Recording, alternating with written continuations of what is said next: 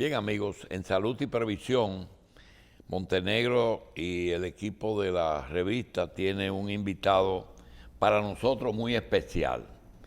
El doctor Felipe Alburquerque es médico, ejerce en España, pero es la revista 110 en España. Eso que ustedes escuchan por la mañana, que son reportes noticiosos de Manuel Gómez, de Juan Acosta, y lo internacional nos lo suple Felipe Alburquerque, que además de ser médico y ejercer allá, pues nos hace el favor de cubrir toda esa prensa europea desde España.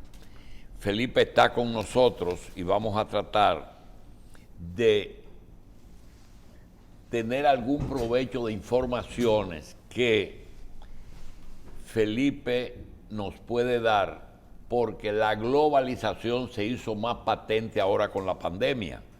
Generalmente el propio presidente ayer confesó que antes de tomar una medida consulta la situación internacional. Justamente en España, específicamente en Barcelona, donde trabaja Felipe, nos puede dar informaciones de la pandemia allá. Han tenido que tomar medidas, han tenido que sufrir el hastío, han tenido que sufrir el desempleo, han tenido que sufrir el tener que abrir por razones económicas y luego tener otra vez que tomar medidas restrictivas. Recordemos que España es un territorio que está dividido por provincias y cada provincia no tuvo los mismos efectos. Vamos entonces a aprovechar experiencia de Felipe Alburquerque en España. Él es dominicano, él ejerce allá, pero puede hacerlo aquí porque es egresado de universidades dominicanas. Felipe, gracias por estar con nosotros y vamos a hablar de España y el coronavirus. ¿Realmente España resolvió el problema o tiene que estar echando para adelante y para atrás? En primer lugar, o en primer término, voy a lo tópico en todos los programas. Agradecer a la revista 110 la invitación, a la señorita Marcela, doctor Julio Jacín y mis primos, y a Michel Jacín, gran economista. La revista 110 no es, para nosotros no es un programa de televisión, es mi casa, en la cual dentro de mi actividad diaria de trabajo, te informo que muchas veces en diferido y otras veces en directo, veo cada día todos los invitados que pasan por aquí. El horario no resuelve ese problema, Felipe. No. Las 7 horas de diferencia, está fresquecito. Absolutamente. Aquí. Sí, pero muchas veces también influye que las publicaciones en Facebook o en Instagram o en los medios habituales, muchas veces te las cortan o te las difieren desde la misma. Pero bueno, lo veo todo, igual que veo a los invitados de los grandes profesionales médicos que pasan por este programa. Muchos de ellos fueron profesores nuestros. El doctor William Hanna, que yo lo catalogo como un cátedro, con una formación exquisita, igual que la doctora Ana Robles, neurocirugía. Bueno, muchos médicos de los que veo aquí, compañeros míos que se formaron y que se graduaron conmigo, y que hoy en día llevan prácticamente el peso de lo que es la sanidad o la medicina en la República Dominicana. Me preguntaba sobre el tema del coronavirus en Barcelona. Mira, nuestra experiencia fue, en primer lugar, cuando comenzamos a ver al principio del año pasado, febrero, marzo, una locura que llegó un momento en que realmente no sabíamos qué hacer. Yo mismo llegó un momento en que me iba a ir del hospital porque se nos morían los pacientes y se nos morían haciendo todo lo que se tenía que hacer. Del hospital te ibas. Yo me quería ir. Pero la seguridad social cubría a los enfermos de todo. Totalmente. La seguridad social en España al ciudadano cubre absolutamente todo. Tanto si está cotizando como si no está cotizando. Es un derecho de la ciudadanía. Y ¿Y el costo de esos cuidados intensivos también? De todo, de todo.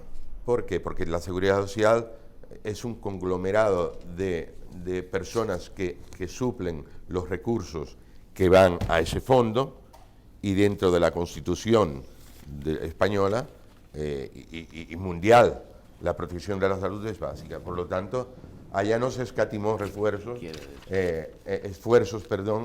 en proveer a los pacientes de todo lo necesario. En cuanto a lo que... ¿Llegaron a tener ese índice así tan alto de mortalidad? Sí, al principio sí, muy alto, y en ocasiones tener que tomar decisiones extremadamente difíciles. De elegir, que eso pienso que es lo más difícil para Marcela, un médico. mira, no te voy a poner la frase de elegir porque es tosca, ¿no? Pero de tomar decisiones en la cual tú decías, bueno, tenemos ciertos pacientes con pluripatológicos, con patologías de base muy avanzadas, en lo cual si tienes una persona de esta edad versus a una persona de 40 y pico de años con la misma patología, donde no hay equipos ya, porque se habían utilizado todos, no se abandonaba aquel paciente, se intentaba evidentemente controlar, pero Qué fuerte. Doctor, sí. tenemos en el aire a Horacio Montenegro, que coproduce con nosotros el segmento de los jueves, donde se habla de salud y previsión social. Seguro él quiere hacer algunas preguntas de las diferencias. Como usted dijo, todo lo cubre la seguridad social. Aquí la seguridad social tiene mucha incidencia, por ejemplo, en las tarifas de los médicos, tiene algunas cosas que no están. El gobierno, el Estado tiene que asumir, por ejemplo, los tratamientos costosos con las medidas las medicinas de alto costo. Horacio, si tienes algo que conversar con el doctor Albuquerque sobre las diferencias de la aplicación de leyes de seguridad social en España y en República Dominicana, ya que a veces nos hablan de España como un ejemplo de seguridad social, pero yo veo que los médicos allá no están tan contentos. Buen día, doctor. Buenos días, un placer. Igualmente. Más que hacer una comparación respecto a los dos modelos de seguridad social y siguiendo la línea de lo que usted estaba comentando recién, la gran pregunta es saber en España en qué momento comienzan a relajar las medidas. ¿Cuál era la tasa de positividad que existía en España cuando ya comienzan a bajar los niveles de restricciones y las libertades de la ciudadanía? Bueno, se ha comenzado a relajar cuando estábamos en aproximadamente un 60% de vacunación contra el COVID. La tasa de positividad había bajado de forma sustancial por la vacunación, pero se dio bastante importancia en esto, o sea, en que las personas, todos, estuvieran vacunados. ¿Qué pasó? No habían vacunas suficientes, no solamente a nivel... Y yo oía temas de aquí que decían que, bueno, que los países desarrollados tenían más vacunas, que no lo entendían porque aquí se había pagado. Recordar, por favor, que Europa fue uno de los países primarios en ofertar, en dar recursos económicos a las grandes multinacionales, muchos recursos, para obtener como prioritarios las vacunas que habían solicitado. Esto no fue así. Recordar que Europa es un país social democrático y social en mayúscula. La seguridad social o los servicios sociales para los ciudadanos en Europa funciona de forma bastante aceptable e importante. No se mira cuando es un tema de salud, aunque los médicos estemos de acuerdo o no de acuerdo en una serie de temas, no se nos mira a los profesionales como una clase aparte y privilegiada. Somos una clase que tenemos la obligación de dar el servicio a los ciudadanos con lo que existe. Somos los últimos y tenemos que ser los últimos, aún haciendo un sobreesfuerzo que se ha hecho enormemente para atender a toda la ciudadanía. En el tema, hemos dejado aparte el tema de los sueldos, el tema de los horarios, allá no había horarios. Nosotros entrábamos a las 8 de la mañana y acabábamos no sé cuándo acabábamos porque estábamos cansados, porque no podíamos más, pero no porque se nos obligaba. Y de hecho yo le comentaba al doctor Julio Jacín que dije, llegó un momento, yo estoy en 2 hospitales de allá, dos grandes hospitales, uno es un conglomerado de hospitales que es HM Hospitales, HMS Hospitales de Madrid, que han entrado a Cataluña actualmente y que están en toda España. Otro es el Hospital Nuestra Señora del Remey, en lo cual desarrollamos nuestra labor. Como te digo, no era un tema de ver si estábamos bien o estábamos mal. Era un tema de emergencia nacional en lo cual se debería cubrir por profesión a todo el mundo. O sea, no mirábamos si ganábamos o no ganábamos. Cobrábamos lo que cobramos siempre y hacíamos nuestro trabajo y punto. Y por dedicación y por responsabilidad, cuando llega un momento en el cual, por unas razones especiales mías, yo decidí, bueno, no sabemos qué hacer, yo quiero marcharme, ¿por qué no? Y simplemente el jefe del hospital lo único que me dijo, Alburquerque, que no hay nadie y no puedes abandonar el barco porque somos los que vemos. Lo siento, pero... Doctor, fuera del tema de lo que pasó, hay algo que usted no puede dejar y es que ustedes van un poquito delante de nosotros en cuanto a lo que va ocurriendo. Por ejemplo, hoy nosotros estamos hablando estamos cansados del toque de queda, de estar en la casa, de que nos cierren los negocios a ciertas horas, de que no podemos hacer nada de noche, la guerra entre la economía y la apertura con el problema económico y el problema sanitario. ¿Cuál ha sido la experiencia de ustedes en este sentido? Porque España, que la gente le gusta salir y que le gusta mucho los tragos y todo esto, Sí, sí. Antes tuvieron ese problema y vimos que en varias etapas, tanto en diferentes ciudades se fue comportando diferente, como por ejemplo, usted coge Madrid y abrieron en un momento, cerraron en otro momento. ¿Cómo fue el comportamiento para nosotros prepararnos hacia allá? Mira, antes de ayer específicamente, en Cataluña aumentaron los casos a 400 y pico de casos en personas de 16 a 29 años. Oh. Y este grupo de personas, ¿quiénes eran? Los pacientes o los ciudadanos que no habían recibido vacunas. Yo no he visto esta apertura y cierre, es por lo mismo que está pasando aquí. Muchas personas reacias a vacunarse, muchas personas que no creían. ¿Qué vacuna se dio en Cataluña? Allá se estaba dando la Moderna, la Pfizer, la Sputnik en algunos casos. La AstraZeneca. La AstraZeneca. Y yo quiero decirle a los que todavía piensan que no se deben vacunar, que se vacunen. O sea, no tenemos otra solución y personalmente les digo que posteriormente a las vacunaciones yo no he visto ningún paciente grave o de internamiento que haya tenido que volver a la fase de marzo del año pasado, cuando no sabíamos qué hacer. No he visto a ningún paciente vacunado. ¿Ustedes han tenido problemas con la adquisición de vacunas? Sí, al principio sí, igual que todos los países. ¿Ustedes tienen qué porcentaje de la población está vacunada? Ahora estaremos sobre un 60 y pico %. 60 con las 2 dosis. Sí. ¿Ustedes están hablando allá de una tercera dosis o no? No.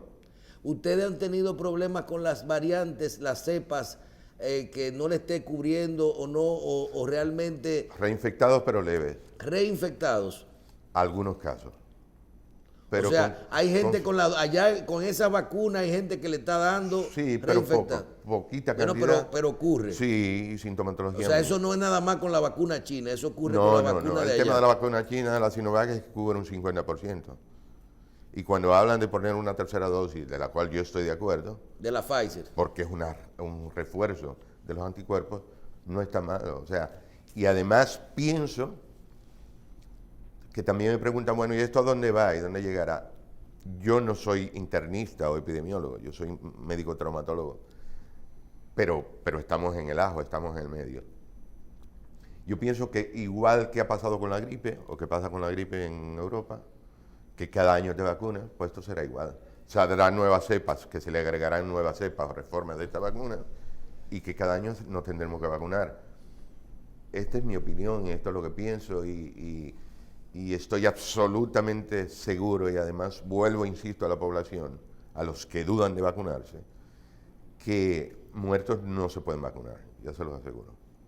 O sea, no hay otra solución. Y lo que hemos visto con la cantidad de millones de personas... ¿Ustedes están hablando de vacunar cada año? Yo pienso que sí. Yo pienso que habrán cepas nuevas, que como una gripe. Cada año salen cepas nuevas de gripe. Y allá cada año la gente se vacuna, sobre todo los mayores. A partir de 50 años van a los CAP o a los ambulatorios, que se les manda su circular, o ya tienen su programa de vacunación anual. Pero no pasa absolutamente O sea, que nada. así como cuando uno le nace un hijo que tiene que ponerle su vacuna, ya tenemos que prepararnos para... Igual. Bien, Horacio.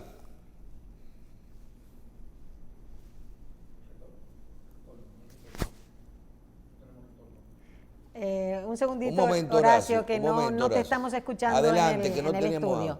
A ver ahora. Tu Ahora micrófono. sí, escúcheme, estaba emocionado. Ok, a ver ahora.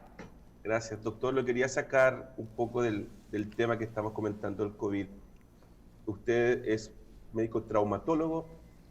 Me gustaría que nos pudiera contar un poquitito cuáles son las complicaciones a los pacientes que incluyen, que están dentro de su especialidad, cuáles son las terapias que se pueden estar dando actualmente para enfrentar este tipo de situación, los efectos colaterales de un enfermo que ha estado bien complicado con COVID y que afecta, ¿cierto?, toda su actividad asociada a su especialidad.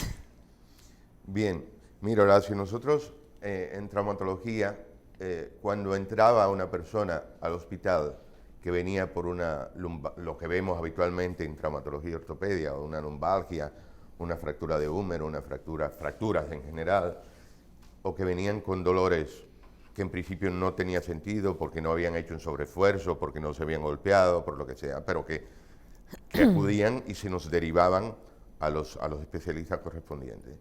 Venían pacientes en los cuales, te digo, existían estas patologías, y cuando tú comenzabas o entraba el paciente y lo ibas a interrogar, ya caían al suelo, y caían, ya te lo digo, haciéndose lesiones importantes como traumatismos craneales, roturas de húmero, roturas de fémur, roturas de rodilla, esguinces de tobillo, etcétera, etcétera. En lo que corresponde a traumatología, una vez nosotros diagnosticábamos, tratábamos estas patologías agudas en el momento de la lesión, se pasaban a los servicios correspondientes de medicina interna o de cirugía o de vascular, que teníamos muchos temas de tipo vascular, muchas patologías vasculares que en un momento determinado, personas mayores que te venían con una lesión traumática en la rodilla y que venían con un dolor en la pierna, independientemente del trauma, y que tenían ya problemas con circulatorios, que tú decías, bueno, estos son problemas circulatorios por su edad, por sus patologías de base y lo que sea, no. Venían aumentados, posteriormente nos dimos cuenta, aumentados por el COVID. Pero bueno, en relación a estos pacientes que además una vez se trataban en el hospital con tratamientos en muchas ocasiones muy severos, luego quedaba la parte de resolver cómo resolvíamos la parte habitual cuando estos pacientes no se tenían que intervenir. Y te recordamos que hace aproximadamente unos 15, 17, en mi caso 18 años, con la utilización de la terapia de regeneración muscular, ligamentosa, del cartílago y de lesiones que podían tratar de forma simple, orgánicas, sin efectos secundarios de importancia, y que nosotros sin miedo lo aplicábamos porque se podían hacer incluso en estos pacientes graves. Porque un paciente grave o un paciente muy enfermo en el cual salía de esa enfermedad aguda pero que luego tenían dolores intensos a nivel de rodillas, a nivel de columna, a nivel de hombros, a nivel de articulaciones.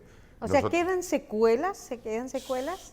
Sí, quedan secuelas de todo tipo. Y ahí es que entra la medicina regenerativa. Ahí que entra la medicina regenerativa con una serie de terapias orgánicas que, vuelvo y te insisto, que no tienen, incluso en personas con problemas de carcinomas, o al cabo de 5 años, evidentemente.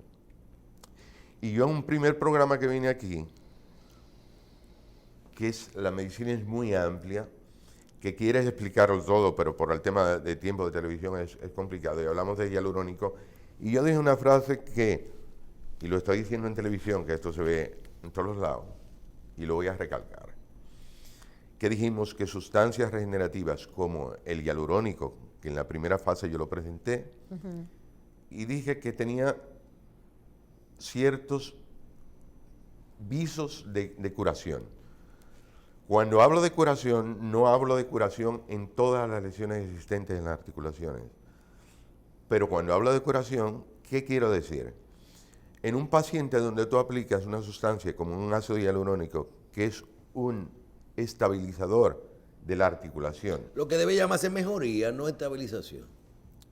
No que se cura. Si Que... tienes una lesión simple que te está dando dolor y que esa articulación está desprovista de las sustancias que mantienen esa articulación viva, si tú nutres esa articulación, se te quita el dolor y esa lesión inicial básica no avanza, para mí es curación. Estamos hablando de curación. Claro que sí. Okay. Por lo tanto, yo he tenido pacientes con lesiones simples, pero que le impiden la vida diaria. Pero también yo recuerdo un caso, doctor, que usted tenía, por ejemplo, un paciente con un problema de rodilla y que un médico traumatólogo le decía, esa rodilla va a haber que operarla, hay que pensar ya en operar. Y tú dices, espérate un momentico, vámonos con este tratamiento regenerativo que tú vas a tener una mejoría así. Y esa persona logró extender su cirugía, creo que hasta el día de hoy no se ha operado. Mira, yo tengo mi experiencia personal y estoy utilizando terapia regenerativa en general. Cuando hablo de terapia regenerativa estoy hablando de hialurónicos, colágeno celular, factores plaquetarios, factores ricos en factores de crecimiento, terapia de monocitos, proloterapia, células madres. Los he utilizado todos. Dependiendo de lo que yo vea en los estudios que se manden a realizar, utilizas una terapia única, una terapia combinada o una terapia más avanzada dentro de toda la gama de terapias regenerativas que hay. Nuestra experiencia hasta el momento, y perdonen la inmodestia, pero no, es que no he tenido un paciente o dos, que han tenido una reacción inflamatoria mínima. Y es que un dolor así pequeñito. Yo, por ejemplo, tengo una tendinitis de Kerlin. De Kerben. De Kerben, aquí. Vale. Bien.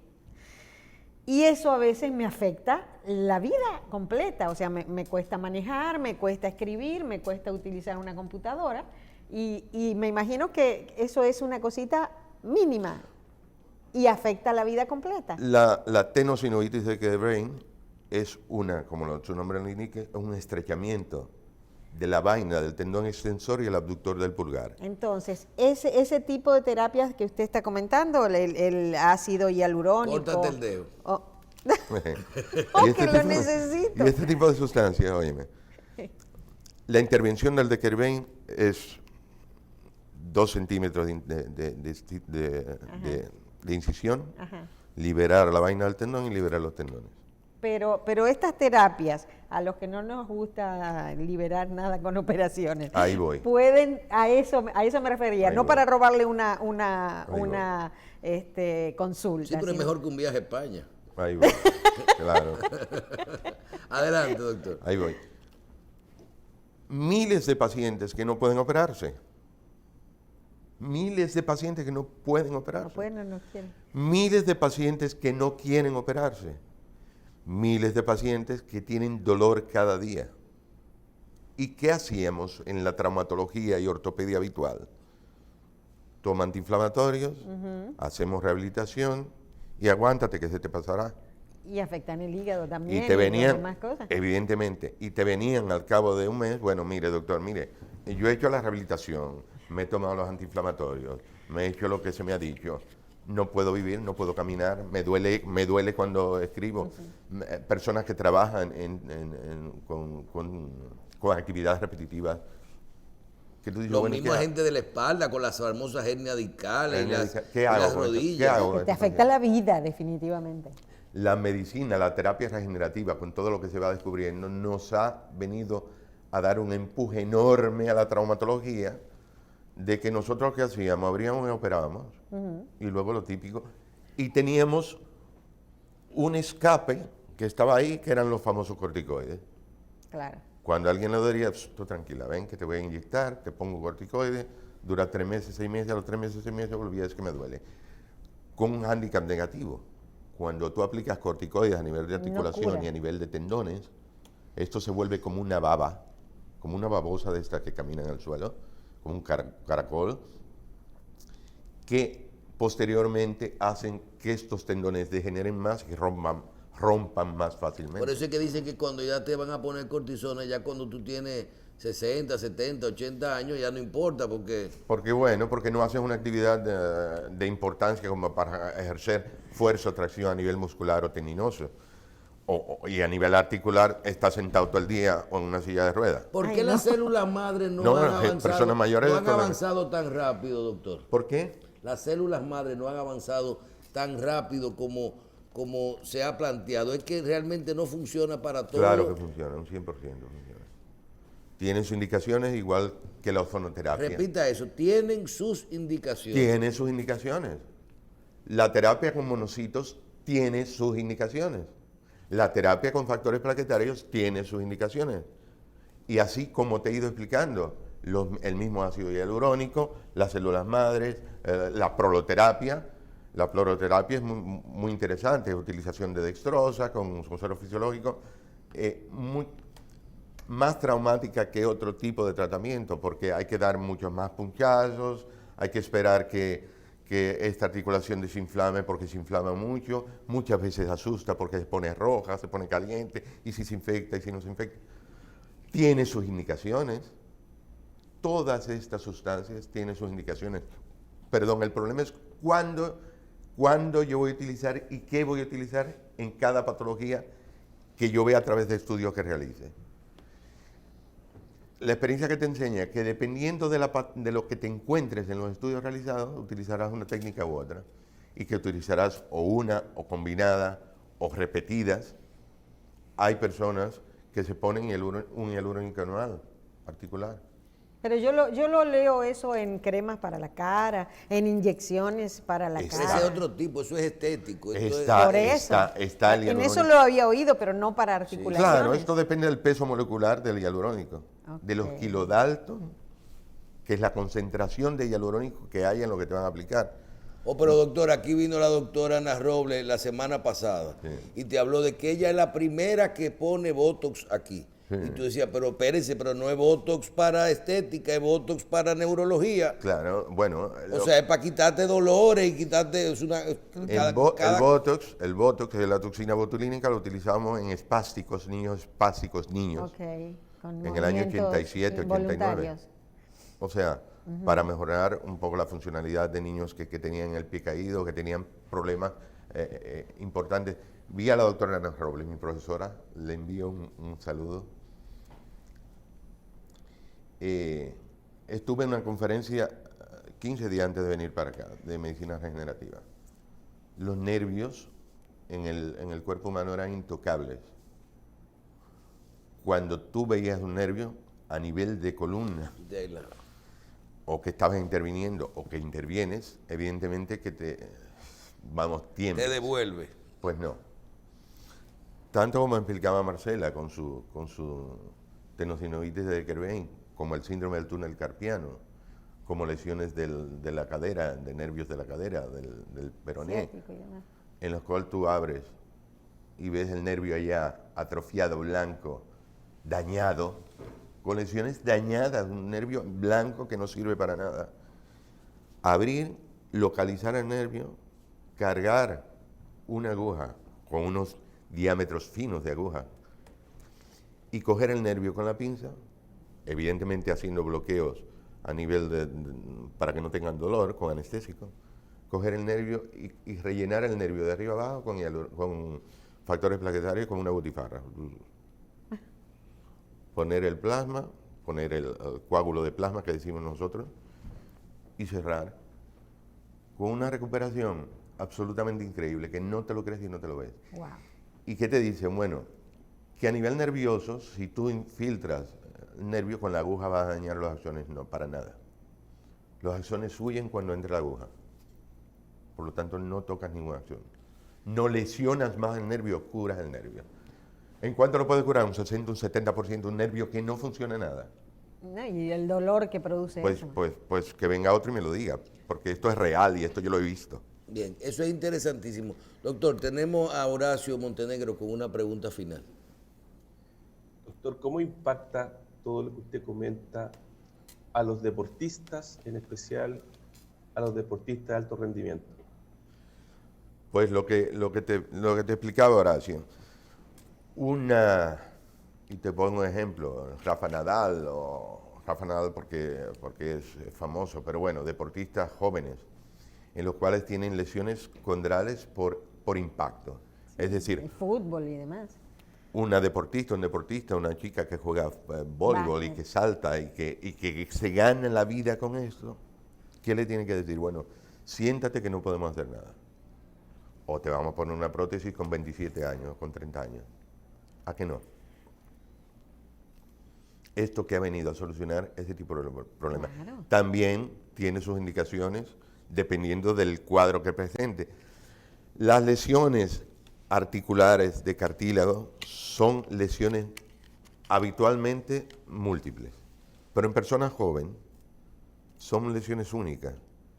Y estas lesiones que van de grado 1, y yo siempre les hago un símil a los pacientes para que lo entiendan. Si coges una pared con yeso y las rascas, es una lesión 1.